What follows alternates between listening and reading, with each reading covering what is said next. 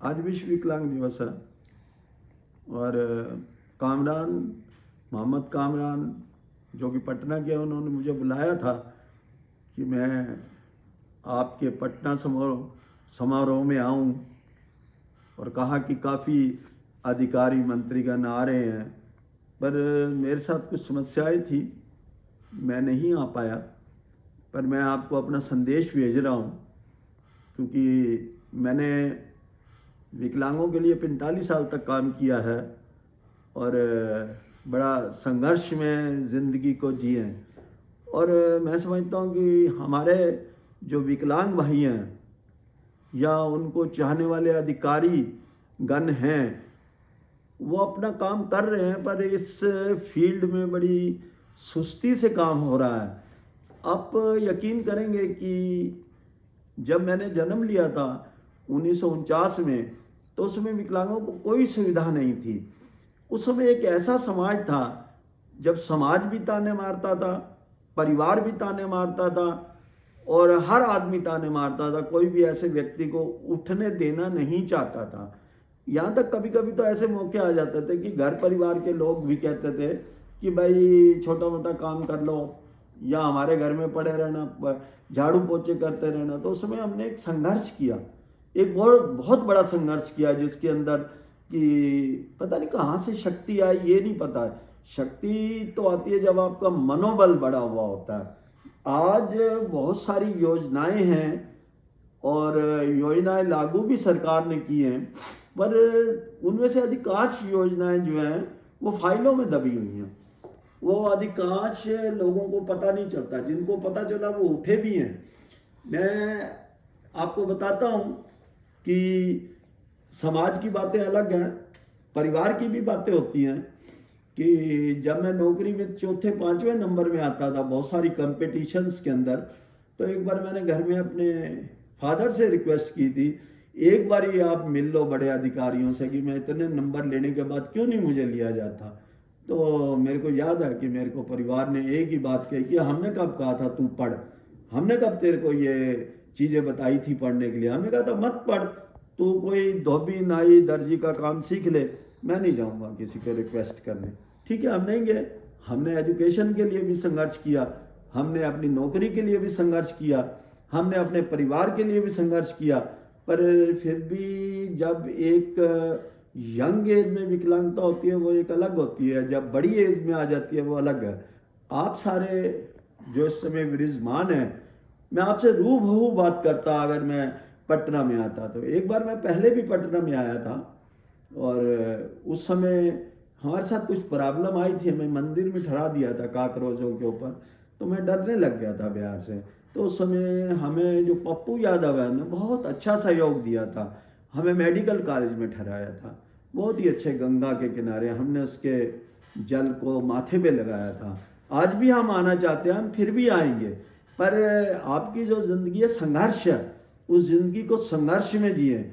जो ये मोहम्मद सहगल हैं, इन्होंने हिंदुस्तान में बटन वाली या मोबाइल वाली गाड़ी बनाई है, तो इसके दिल में, अभी ये यंग है बड़े, इसके दिल में एक लगन है, उत्साह है, और हम इस उत्साह की प्रशंसा करते हैं और उसको यकीन दिलाते हैं कि अगर वो जितना सहयोग हम उसको दे पाएंगे हम ज़रूर करेंगे। और अगर मुझे, तो अभी मैं वीडियो से आपसे बोल रहा हूँ, मैं चाहूँगा कि अगर इस स्पीच को कुछ मंत्रीगण सुन रहे हों, अधिकारी सुन रहे हों या विकलांग सुन रहे हों, तो अपने हौसले को बुलंद रखें, वो सहायक बने हर एक के, वो सिर्फ निजी सहायता की तरफ नहीं देखें, उनके दिलों में एक सहायता करने का मादा, एक सोशल मादा होना चाहिए जिसके द्वारा उनकी समाज में भी प्रशंसा हो। और देखिए, मैं एक छोटी और बात बताना चाहता हूँ कि ये सब होने के बाद, 1 लाख लेटर गवर्नमेंट को लिखने के बाद भी, रात दिन एक करने के बाद भी, रोज़ शाम को 3 घंटे मैं विकलांग सेवा में लगाया करता था। कहीं सुनना पड़ता था, कहीं प्रशंसा होती थी, और मुझे राष्ट्रीय पुरस्कार तो 81 में ही मिल गया था, और बड़े बड़े पुरस्कार मिले, 102 पुरस्कार भी मुझे मिले। ये सब मिलने के बावजूद मैं खेलों की तरफ चला गया। मैंने बहुत मानता, पर गवर्नमेंट ने इसकी तरफ ज़्यादा उत्साह नहीं दिखाया था। पर आज खेलों को मान्यता मिली है, पर हमारी उम्र बढ़ गई है। मैं भी एक दो खेलें खेलने के लिए विदेश गया था, और जितने भी हमारे देश के नेशनल न्यूज़पेपर हैं उन्होंने मेरी ज़िंदगी के बारे में लिखा। उन्होंने ये भी लिखा कि मैं विकलांग खेलों का जन्मदाता हूँ, और वास्तविकता भी यही है कि मैं जन्मदाता हूँ, पर ये कहीं रिकॉर्ड में नहीं लिया गया। रिकॉर्ड में वही आती हैं चीज़ें जहाँ बहुत बड़ा एक इंसान की बहुत बड़ी सिफारिश, अप्रोच या पैसा हो। कहीं पैसा भी रोकता है, कहीं अप्रोच भी रोकती है। तो आप इन सब रास्तों को बंद कर दो, हटा दो, और अग्रसर होते जाओ, रास्तों के आगे बढ़ते जाओ। बहुत आएगी, बहुत जगह आपको मौत से भी संघर्ष करना पड़ेगा। मौत भी आपके नज़दीक से निकल जाएगी, आपको उससे भी लड़ना पड़ेगा, पर डरना नहीं है। क्योंकि जब जन्म लिया था तो ये प्रॉब्लम आई थी, तो उस समय भी मौत आ सकती थी, पर नहीं दी खुदा ने, क्योंकि वो चाहता था कि पता नहीं क्या चाहता था हमसे। तो मैं लास्ट में, अंत में आपसे कामना करता हूँ, ज़िंदगी बहुत अच्छी है, आप लोगों के रास्ते भी खुल रहे हैं, आप लोग यकीनन आगे भी जा रहे हैं, अब तो बड़े ऊंचे पदों पे भी जा रहे हैं, डॉक्टर भी बन रहे हैं, आईएएस ऑफिसर भी बन रहे हैं। पर कमी रह जाएगी अगर आप एजुकेशन को पीछे फेंक देंगे। तो एजुकेशन को लेना पड़ेगा।